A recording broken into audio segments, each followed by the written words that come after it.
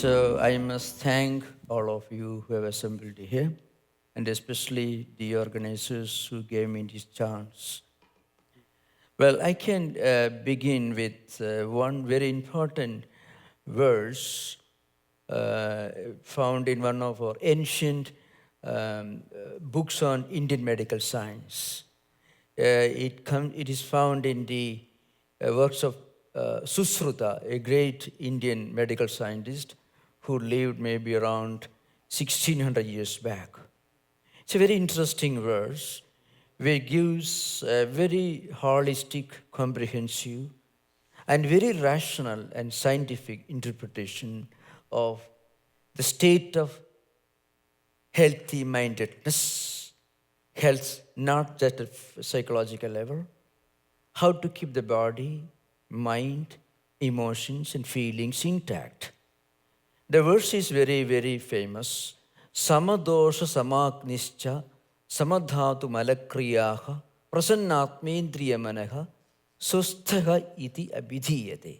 The Sanskrit word for a healthy person is sustha, means healthy, a state of being in a state of perfect health is called swasthyam.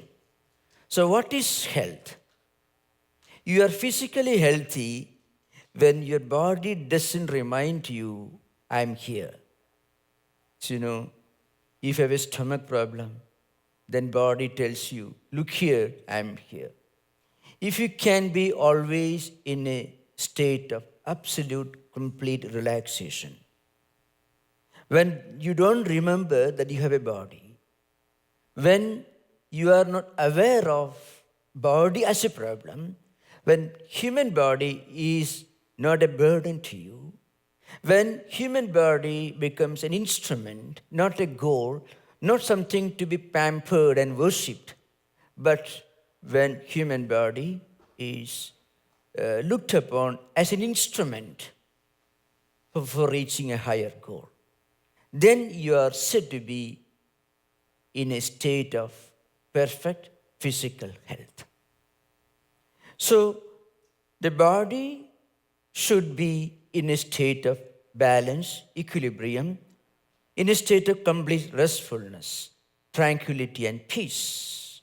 When you need not worry about the body, then you are said to be in a state of perfect physical health. So also the mind.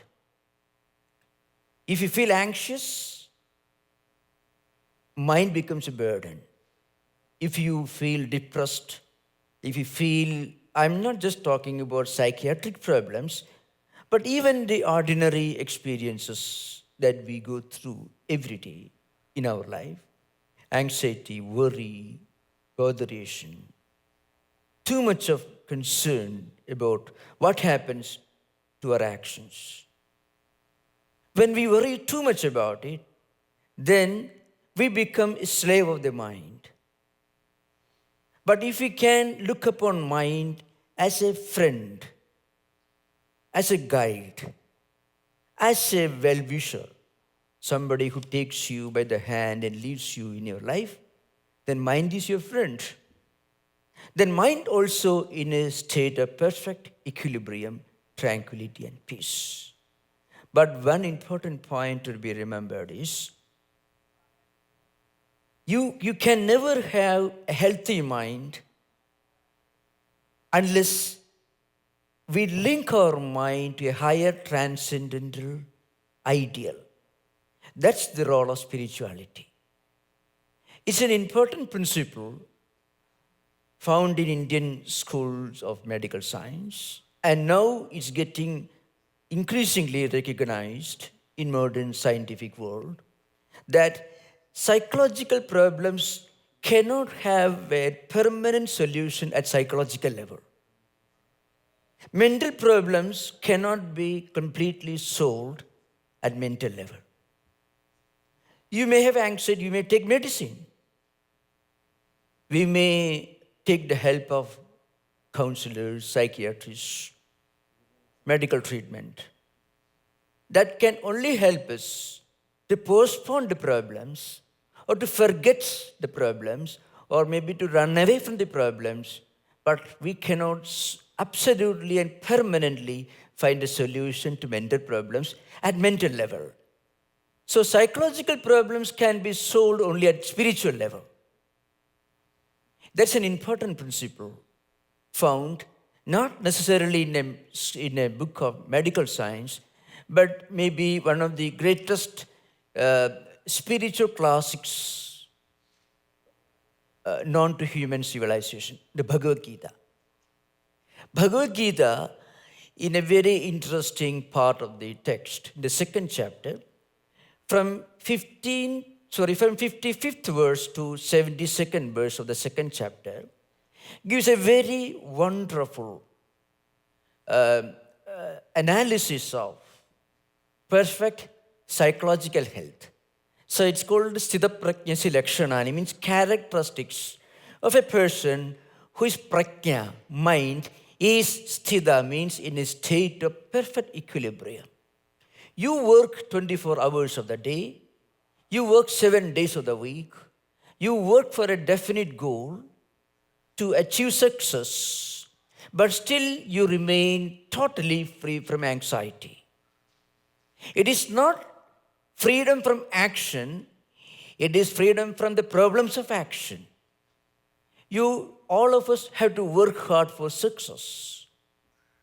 But success has its own problems, That's the most difficult problem to solve. Suppose a person has got a wonderful job, a very good profession, a lot of money in the bank, wonderful home, and they succeeded in all spheres of empirical worldly life. But still there is a vacuum left within the mental system.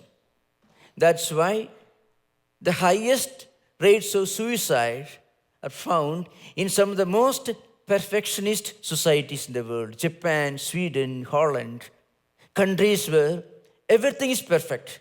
Organization, industrial development, job security, social, very welfare-friendly nations in the world, where you are taken care of from cradle to grave. But then what happens? The highest suicide rates.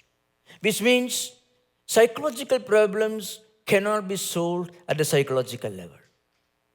You can find solutions to psychological problems only when you link the mind, the psyche, to a higher transcendental source. That is Atman. In Vedantic tradition, it is called Atman. In popular theistic traditions, you may call it God. Or even if you don't believe in God, still you can be spiritual. Even if you do not believe in God, or if you do not go to a place of worship, if you don't think, or if you don't believe in God, if you are an atheist, still you can be a spiritual person.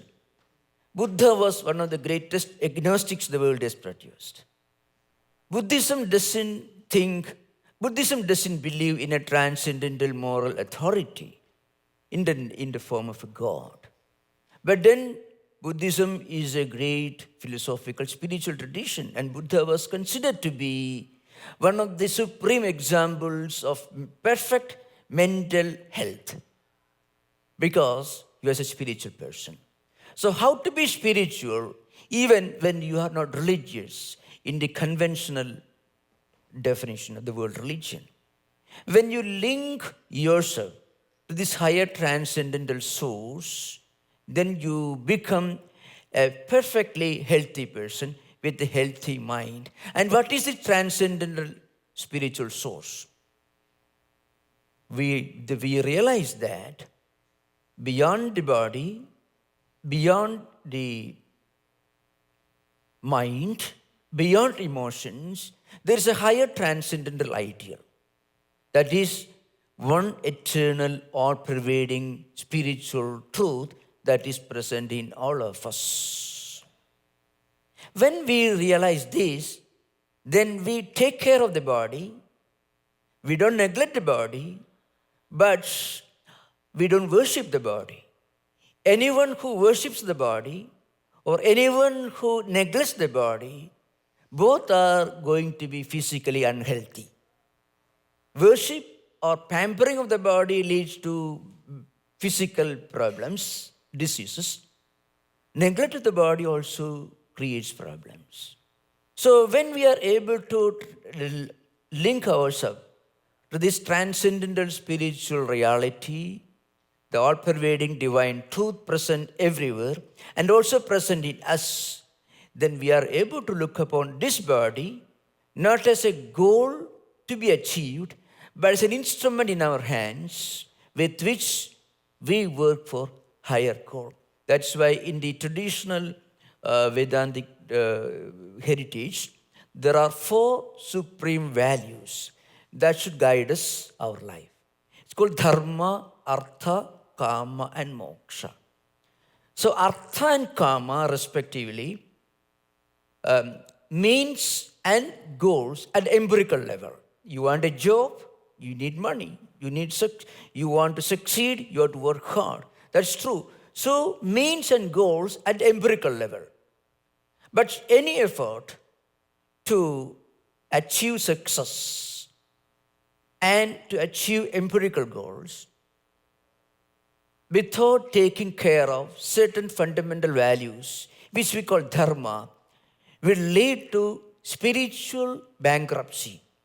That's why very often you find people who have succeeded so much are suffering from the problems of success. That's why I'm just quoting another verse. These traditional Sanskrit verses give a flashlight into many of the realities of life in this world, because these verses were written by great sages, incidentally, who included great medical scientists also. Charaka, Susruta, Vagpada, all these were great medical scientists who lived in Indian ancient times. That is a Sharira Madhyam Kalu Dharma Sadhanam. So Sharira means body, physical health. Physical health is a sadhana, means an instrument. For what? For doing dharma. For doing good for others, for taking care of families, for taking care of society, doing our duty properly every day. But at the same time, it is an instrument. It is not a goal in itself. It is a means and not a goal. Once we transcend the physical level, body becomes healthy. Once we transcend the mental level and link ourselves to the spiritual goal, then mind also becomes healthy. So, spirituality, in other words, is the very basis of physical health, psychological health, and mental health. So, according to some of our spiritual traditions, the mental system has got 3 components. One is experience. It's called bhoga. Experiences here mean what we experience within our mind, and also what we experience at the objective world. And the second component, so it are twofold. Our reaction to these experiences. See, I see an object in front of me, a visual object. Over here, a voice. So I interact every day with different objects in the objective world. I also interact with some of the emotions from within the mental system at the inner mental level. And how I react, these reactions may be twofold. We like certain things and we dislike certain things. And frequently we also run away from certain things. It's called, raga and dvesha. These terms are used very much in many of the medical textbooks of ancient India. Our extreme liking certain things get us trapped into certain desires, which we really want to get out of, but we are not able to do. It is called a kind of obsession. Obsession has got a definite, well-structured meaning and interpretation in modern psychology. Obsession.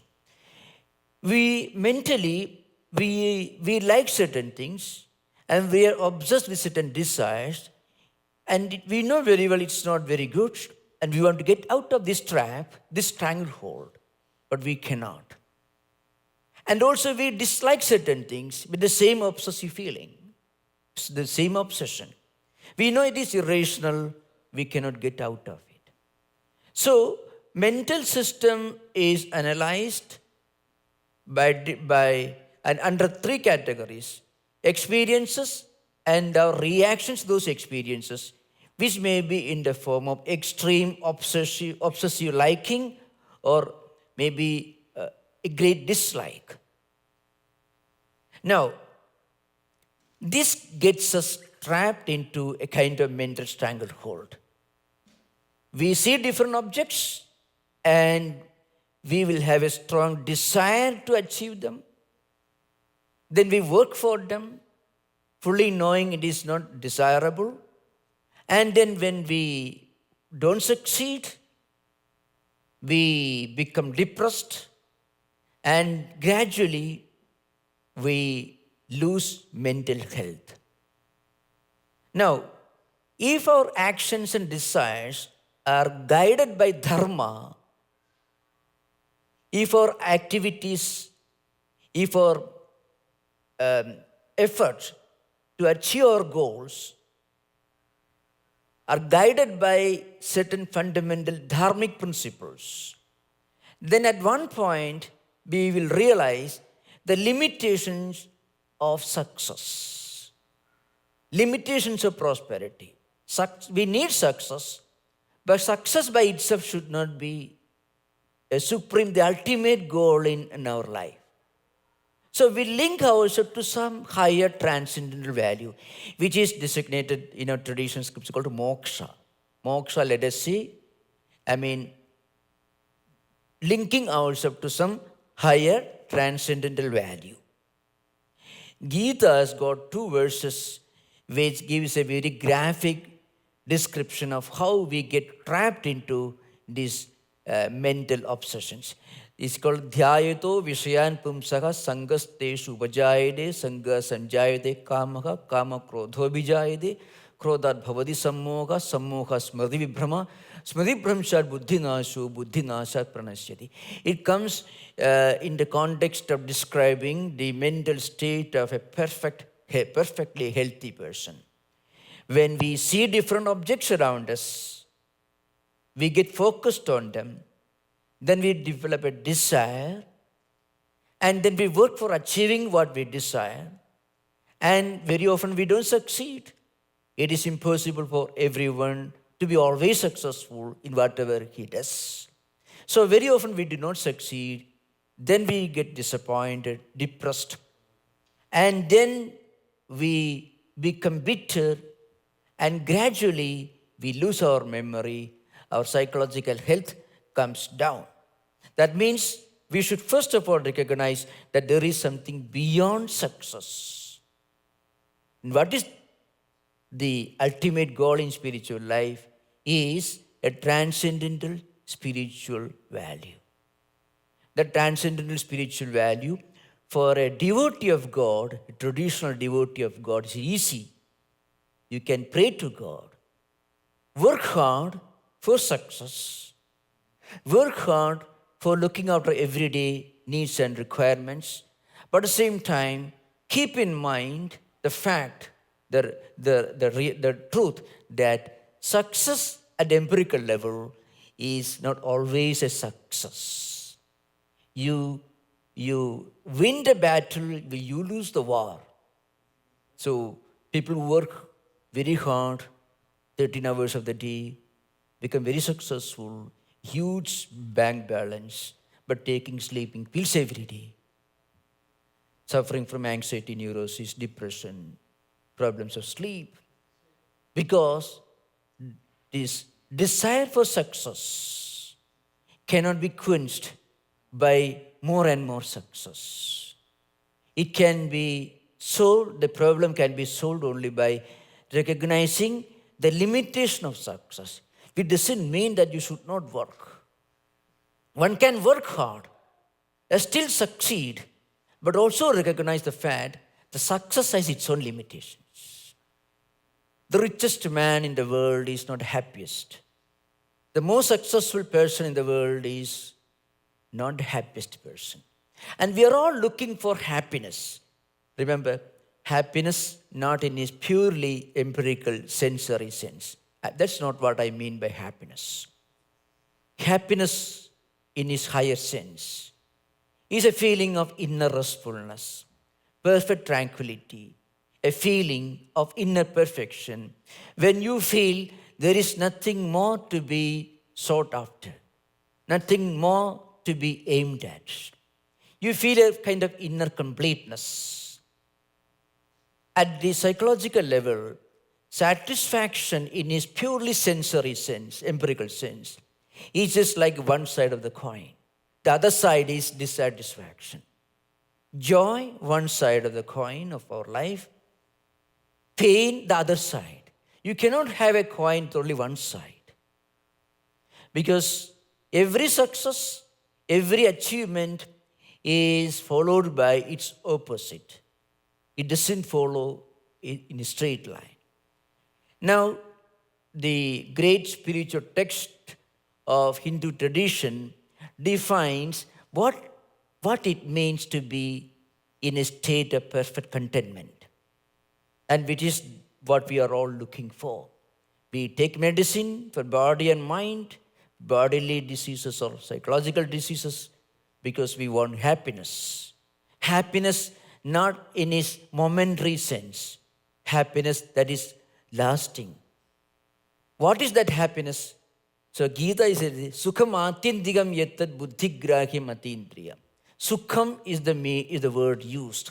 Sukham here doesn't mean joy in its limited sense. Sukham here means a kind of inner tranquility, peace, and contentment, which is not the opposite of discontentment.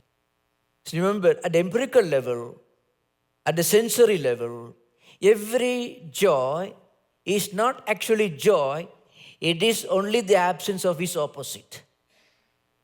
Every success at empirical level is only the absence of failure, because it is followed by failure. Because it's like one coin with two sides. Now, is there an experience? Is it possible for us to experience joy without its opposite? So that experience is called Atyantikam Sukham. Atyantikam means supreme. It's just like a coin only with one side. This, and Gita says it is beyond senses. It is beyond emotional, intellectual, psychological, or sensory perception. It is something which is everlasting. It gives you the feeling that you are in a state of perfect psychological, physical health, because you have linked yourself to a higher transcendental spiritual value which is beyond mind, beyond body, beyond emotions. So that is called the ultimate joy. That's why religion, in a very conventional sense, belief in God, plays a very important role in building up psychological health. That's why one of the great characteristics of a devotee of God, according to Bhagavad Gita, is santushta satatam yogi yadatma dridhanishchaya. One is always santushta. Santushta means always in a state of contentment, inner contentment, not satisfaction, not just joy, but contentment. So contentment is something which is lasting, which gives us inner tranquility, peace, and a poise and balance and equilibrium, which is unshaken. You work hard every day with efficiency, with absolute confidence, enthusiasm, professionalism, managerial skills. But at the same time, you also realize, I may succeed, I may accumulate a huge wealth, I can have a senior position in a big company. But then, that's not the end of it. Once you realize its limitation and work for it, then you can have it and you will have the mental health to enjoy it. Otherwise, you may succeed, but you won't have the mental health to enjoy your success. What's the use of succeeding if you are not able to enjoy the fruits of success? So, this ability to enjoy success, along with success, is possible when we transcend the physical, the psychological, and when we evolve to the spiritual level. So that's why one of the important principles in any spiritual endeavor, even for any ordinary life, is the practice of yamas and niyamas you find in the Patanjali Yoga Sutra. Yama, niyama. Yamas and niyama, there are 10 fundamental disciplines. Yamasa ahimsa, satya, asteya, brahmacharya, parigraha. And niyamasa, shauda, santosha, sabaswadhyaya, isa, pradhana. Even there, this contentment, santosha plays an important role. When our mind is free from undesirable tendencies, emotions related to violence, greed, great desire for possessing things, and too much of obsession for things that do not belong to us, then mind loses its ability to enjoy inner tranquility and peace, and we suffer dissatisfaction and depression. This can be countered by practicing contentment, and this contentment is possible when we transcend our consciousness beyond the physical, beyond the emotional, beyond the psychological, and when we link ourselves to the spiritual ideal. So in a very short time, I have tried to give you just a brief outline, very, very superficial bird view of what it means to be healthy physically, mentally, and spiritually. Thank you. Namaskar.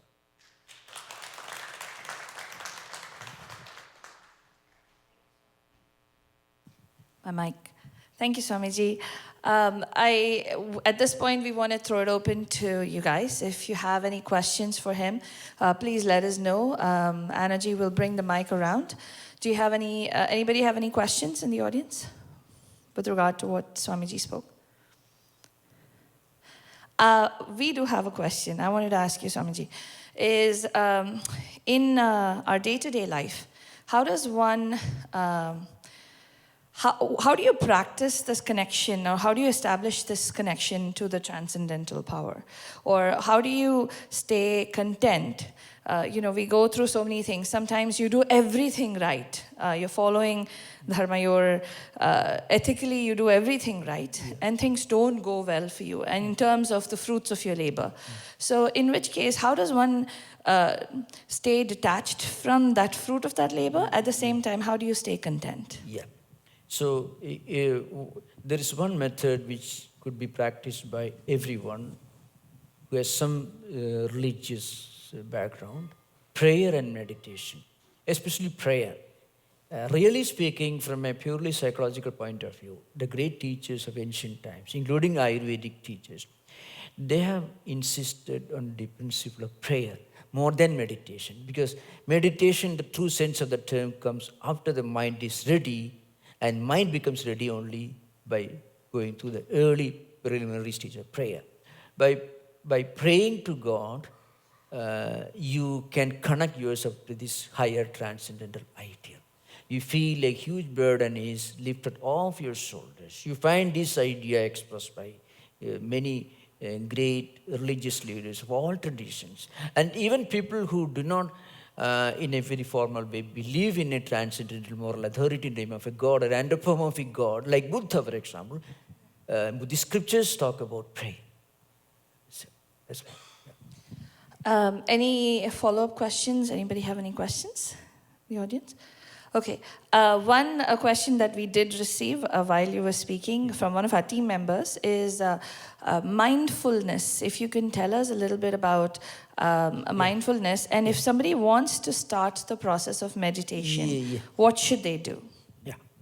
Well, really speaking,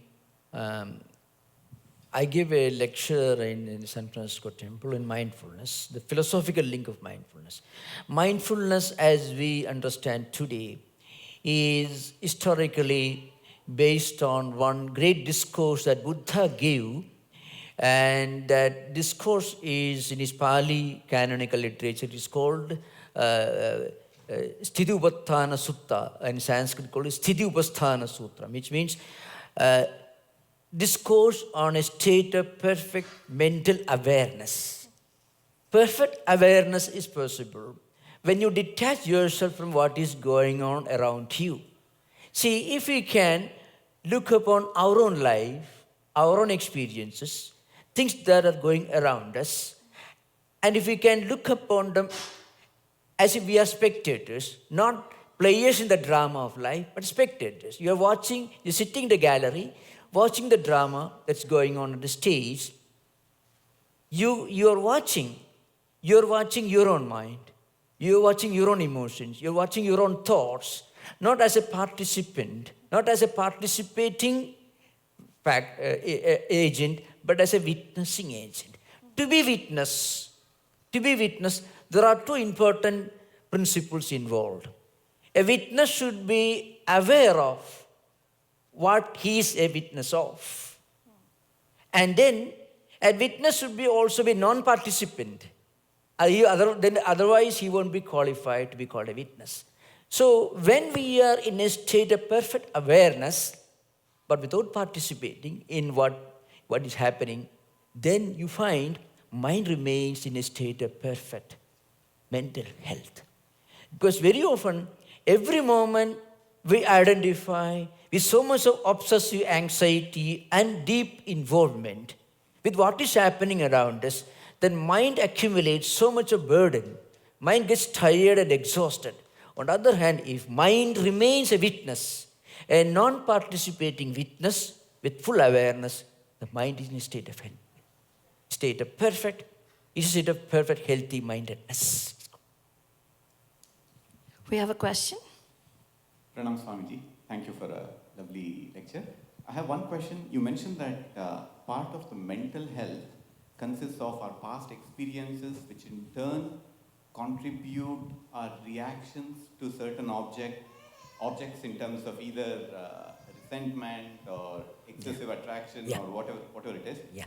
So two questions. One, is it possible for us to change our reactions to those objects? And if possible, what are the techniques or tools or methods we can use to reprogram ourselves to change our reaction? Yeah. Thank you. In fact, the very topic we discussed just now, the witness, when we look upon ourselves as a witness, the word in Sanskrit called sakshi. So, bodhrutvad audasinitva sakshitvam. So, but who is a witness? You are aware of it, you are not participating in it.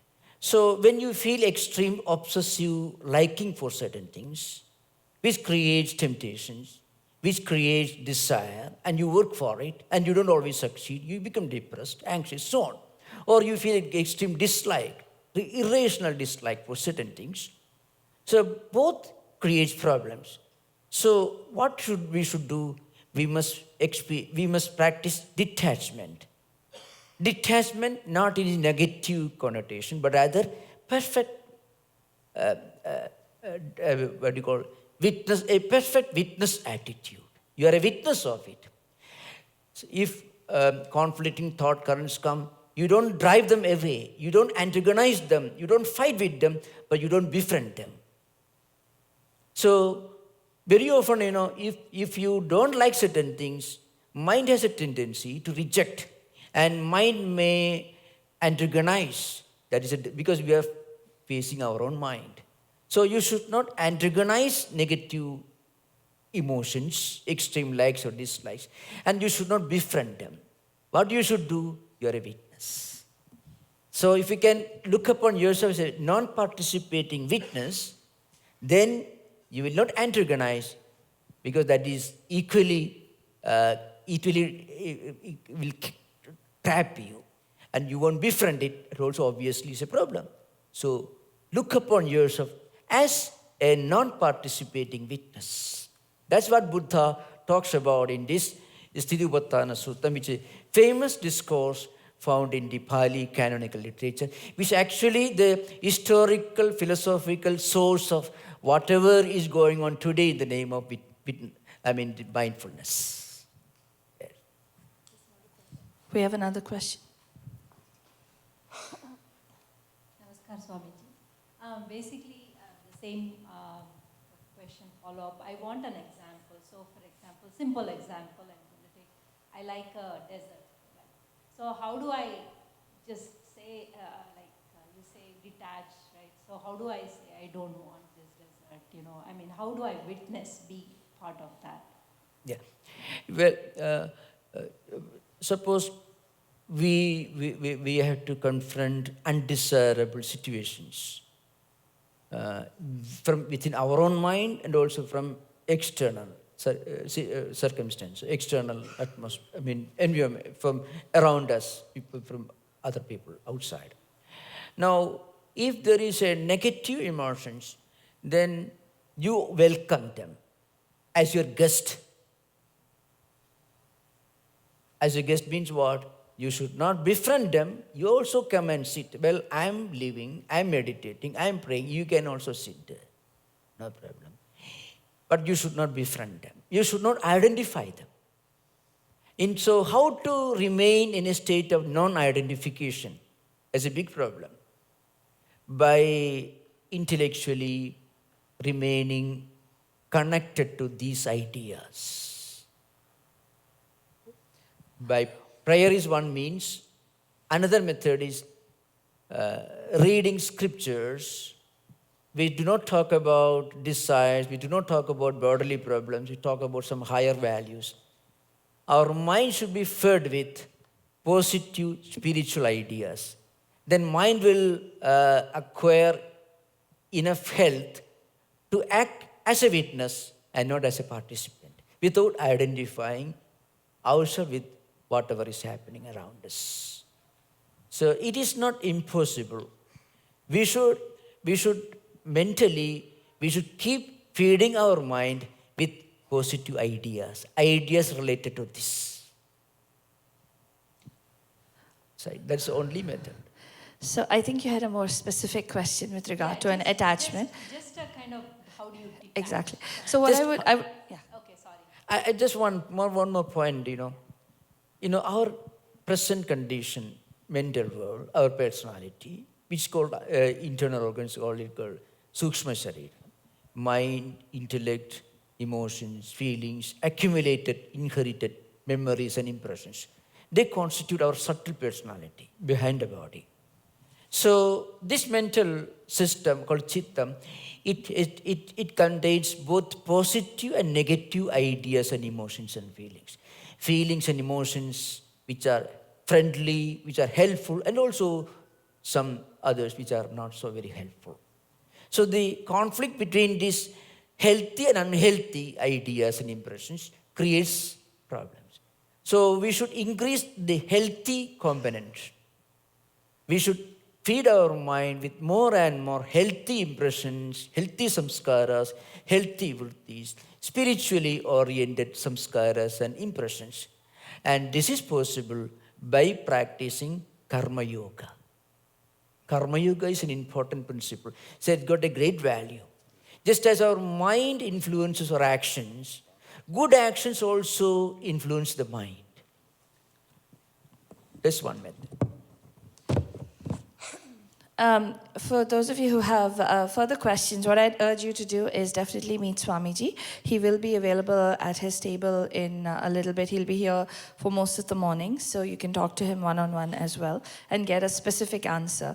But from what I gleaned from this, and correct me if I'm wrong, Swamiji, is the fact that the most important thing is to try to develop a sense of detachment and look at yourself, take yourself out of a situation and then look at it as a witness, whatever the situation is, even if you're craving for that gulab jamun or rasgulla or whatever you're talking about. But I would urge you to definitely talk to him offline and ask him further questions.